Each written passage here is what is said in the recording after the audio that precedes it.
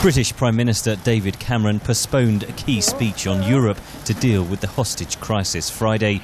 After chairing an emergency meeting with ministers, he briefed Parliament. I offered UK technical and intelligence support, including from experts in hostage negotiation and rescue, to help find a successful resolution.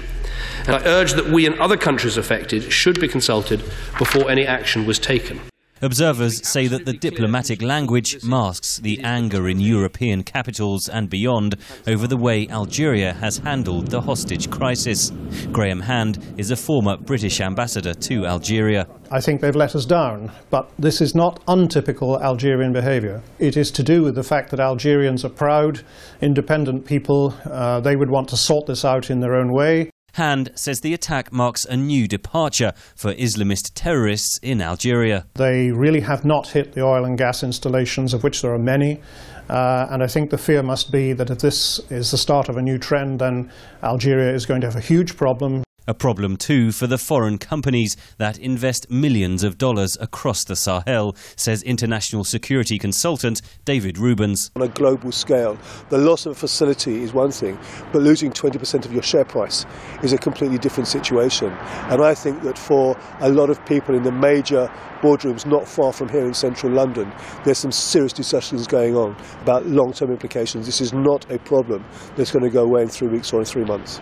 British oil giant BP, the co-operator of the In Amenas gas plant, has begun pulling out non-essential workers from Algeria. David Rubens says the French military intervention in Mali, which the attackers say prompted their action, has raised the stakes across the region. I think the likelihood of an attack of this nature being made on a facility of this nature had to be considered a possibility. Former British Ambassador Graham Hand says this is a critical moment for the region and for Europe. Libya hasn't settled. There are still some question marks in Tunisia.